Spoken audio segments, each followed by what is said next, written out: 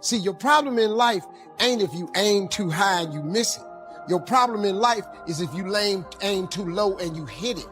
That's, you messed up now. So when you aim to the moon and you miss, you still amongst the stars. So it kind of keeps you motivated a lot longer, man, to help you push through. Because everybody's gonna have to have a push through moment, because everybody has a turn back moment. The key to making it is you can never turn back. See, God is always coming. See, look, man, when you ask God for something, God boxes it up, put your name on it, and he ships it the day you ask for it. Soon as you ask for it, he ships it. The problem with the package is he never tells you the date that it's going to arrive. If he did that, it would destroy the one element that he requires, your faith. So God sends your package, but he only delivers to Faith Street. If you step off of Faith Street and you go over here to I Don't Believe It Boulevard, he don't ship that. If you step over here to I Don't See How Avenue, he don't ship that. If you step over here to Ain't No Way Circle, he don't ship that. The package only goes to Faith Street. What happens to the average person is that when the package arrives and you ain't on Faith Street, it's just like the post office and FedEx, UPS. If you ain't at it, package gotta go back. You know how many packages you got in heaven with your name on it that got sent back? This is real talk, man. This is how it works. Being successful, y'all, is not a magic trick. You have to learn the principles of success. You can be successful at anything. You really can, man. I don't have no education. I'm not really like school smart, none of that. And I got a lot of people work for me, got degrees. See, when I don't know something, I pay somebody to know it. Just come stay around here. I come down here and do the gift. I keep telling the jokes.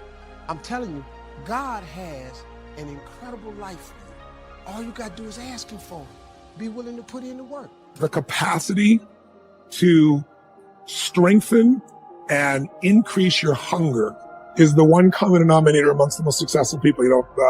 Richard Branson's a good friend of mine, and Peter Guber, Steve Wynn, all these guys, they've never lost their hunger. Most people are hungry to achieve a certain amount, make a certain amount of money, and then they get comfortable and relax, or they get a certain level of fitness and then they relax.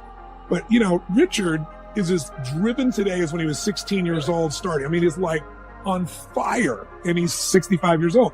Warren Buffett is 85 years old. He's as driven today as when, he began the journey, right? And so people that have that hunger, I believe intelligence, I love people that are wickedly smart. And I work to be wickedly smart by educating and training myself and so forth and training my brain. But there's a lot of intelligent people can't fight their way out of a paper bag, right? Hunger is the ultimate driver, because if you're hungry, you can get the strategy, you can get the answer. If you can't model it, you can find it. Another guy I interviewed is a man named Kyle Bass. Kyle Bass took $30 million, gathered money together, a lot of money, but other people's money, turned into $2 billion in the middle of the subprime crisis.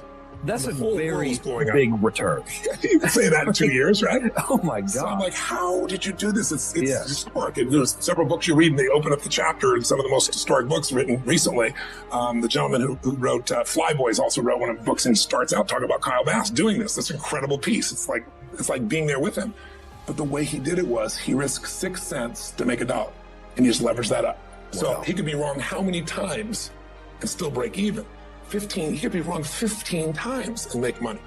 So, but he's also smart as hell. He looked at things, he evaluated things. It's more detailed than I explained in the book, but the core they all have in common is they risked for valuable returns. And I say to you, there's more in you right now than's represented in your bank account. There's more in you right now that's being reflected by your life right now. Your life is not a true reflection of your potential. You have greatness within you. And what's exciting about you and your business is you've now got the way. Whether you use it or not, it's up to you. Whether you cash it in or not is up to you. Whether you make a fortune or just a little, that's all up to you. Each person's ambition, it's called the same marketing, the same product. The products are the same for everybody here. The marketing system is the same. The difference is each person's philosophy and each person's individual ambition.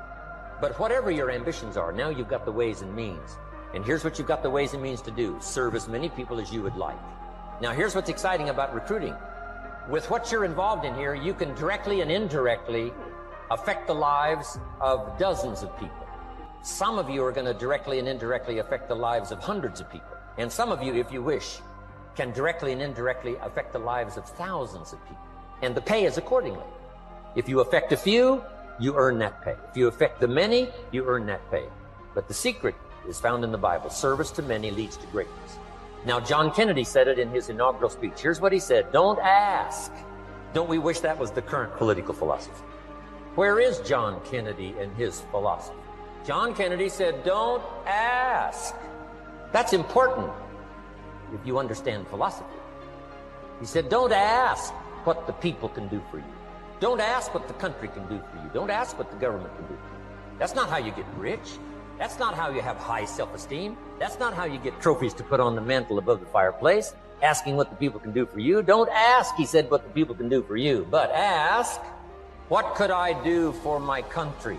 And the country means the people. What could I do for the people? I want trophies. I want recognition. I want high self-esteem. I would even like a chance to make a fortune. John Kennedy said it's easy. Don't ask what the people can do for you, but ask, what could I do for the people? Could I directly and indirectly serve many in my country? Now, Zig probably said it best. Zig says money isn't everything, but it ranks right up there with oxygen. Zig says, my dentist told me, Zig, only floss the teeth you want to keep. You know, forget the rest. But here, Zig is famous for this now. This is one of Zig's philosophies, and it goes right along with the other two, the Bible and John Kennedy. Here's what Zig says: if you help enough people get what they want, you can have everything you want. If you help enough people get what they want, you can have everything you want. Now, wanting everything you want, we call that self-interest. But it's okay to have self-interest if you do it in a positive way. By helping enough people get what they want, you can have everything you want. Now, you can accomplish all that by learning this next skill called recruiting. And I learned it, and it made me fortunes. So now I've got 3 skills: milking cows, making sales, and recruiting. Here's the next skill I learned that paid big money: organizing. Once you got a few, get them to work together, see, and that's magic. Getting people to work together is magic.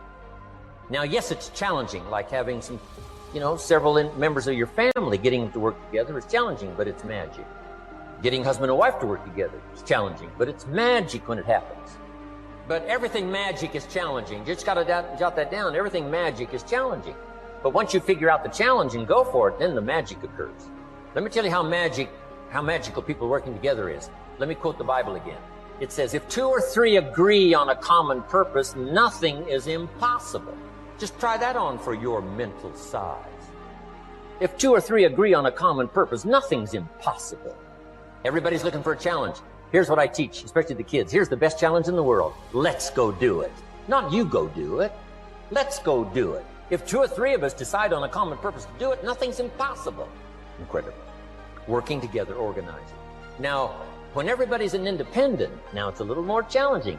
Like having kids, they've each got their own opinions. They've each got their own ambitions and desires. When we're suffering and sacrificing, we wonder whether it's worth it. We wonder whether we're supposed to. We wonder whether sacrifice or setbacks or suffering is a sign it's not our real dream, don't we? See, at the gym, you'd never think, oh, I'm going through some pain and discomfort. This must be a sign I shouldn't be at the gym. You'd never think that.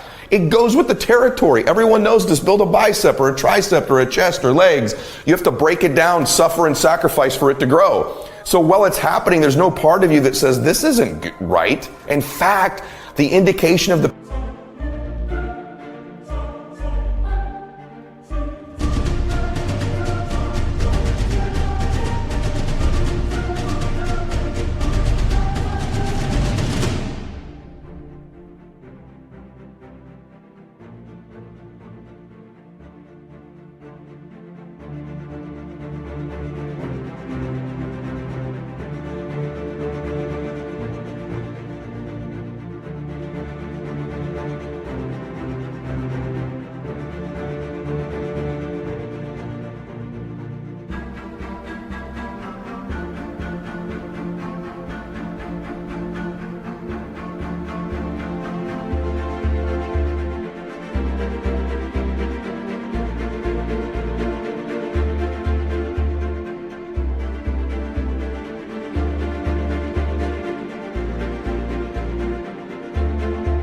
pain and sacrifice and sweat, don't you feel better at the gym? You're like, wow, I really sacrificed today. I really suffered. So in that area, we all know to the extent we suffer and sacrifice is to the extent we grow.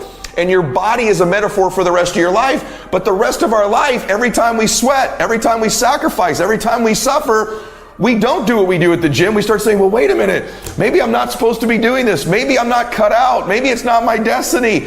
Maybe I just can't do it. It's the most unbelievable, ridiculous conclusion we draw, but it's what everybody does, which is another form of distraction, is doubt. The coins flip on each other all the time, don't they? Another form of distraction is just doubt. And doubt comes from the suffer. It comes from a loss. It comes from fear. It comes from the sacrifice. And so just remember this. You're supposed to suffer and sacrifice. So let me ask you a question. What are you willing to risk in order to make your dream come true? Nothing ventured, nothing gained. You're going to take a risk. Maybe it's financial.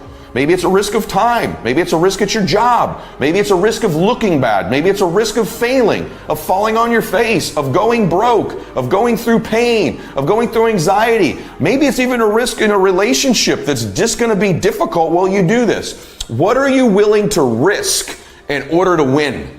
And you have to accept that, because remember what I'm going to tell you. The price you will pay for not making your dream come true is far greater than the one that you will pay to make it come true. This owner, he's being so good to me. He's leaving me so much wheat. Ruth thought it was Boaz being good to her. The truth is, it was God being good to her. Boaz was the resource, but God was the source. God was the one speaking to Boaz, giving him that desire to be good to her.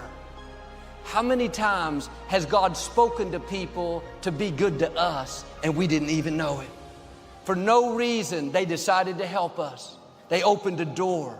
They gave us a position. They introduced us to a friend. They were a resource that the source was using. And the longer I live, the more I recognize God's goodness in my life. Things that I thought were a coincidence, I thought were people just wanting to be good to me, I realize now it was the source. Doors that opened that you couldn't open. Somebody decided to give you a good break. You were at the right place at the right time, met that person and fell in love. That wasn't a coincidence, that was the source. That person that put in a good word for you, you got the promotion. You weren't lucky, that was God speaking to them like He spoke to Boaz. Every good thing comes from our Father above. They may not have even known it was God speaking to them. They just suddenly had a desire to be good.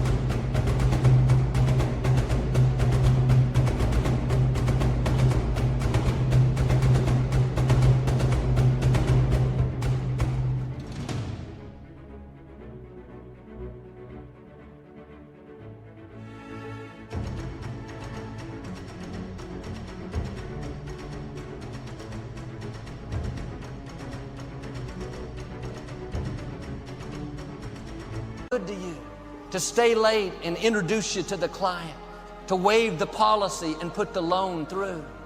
Are you recognizing the source? Are you thanking God for every good gift? Do you realize you wouldn't have waken up this morning without the source? You wouldn't have air to breathe without the source. Your eyes wouldn't see without the source. You wouldn't have that person to love without the source. Don't get so caught up in the resources that you forget it's the Most High God working in your life. It's God protecting you from that accident. It was God healing you from the cancer. Not just the medicine, it was the source.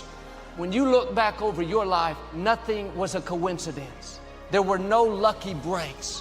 What you thought was just Boaz being good to you, leaving you handfuls on purpose, that was the hand of God The source working behind the scenes, telling them to be good to you. When we were trying to acquire this facility, the former Compact Center, it was owned by the city. So we had to get the city council members to vote to approve it. I had never been involved in any kind of politics and convincing council members. This was way out of my expertise. Someone randomly introduced us to a man that had been in city politics his whole life. He had worked for different mayors for many years. He wasn't the typical white-collar professional that you might envision. He was kind of rough. He liked to party, he liked to drink, didn't always use good language, but for some reason he really liked us. He really wanted us to get the building. He went overboard to make things happen. He used his favor, his influence to sway people. Early on, there was a council member that was against us. He said, "Joel, don't worry. He'll vote for us. He owes me." I didn't ask for any details. I just said, "Thank you, Jesus." Here this man had not been in church his whole life, but he was doing all he could to help Lakewood get the building. I realize now that wasn't just him deciding to help us, him just deciding to do a good deed. He was a resource that the source was using. He may not have even known that was God speaking to him. After we got the building, he came to a service.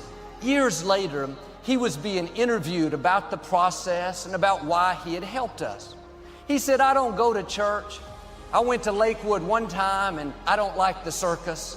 He referred to us as the circus. And yes, our services are fun and exciting. And in a few minutes, the elephants will be coming out. And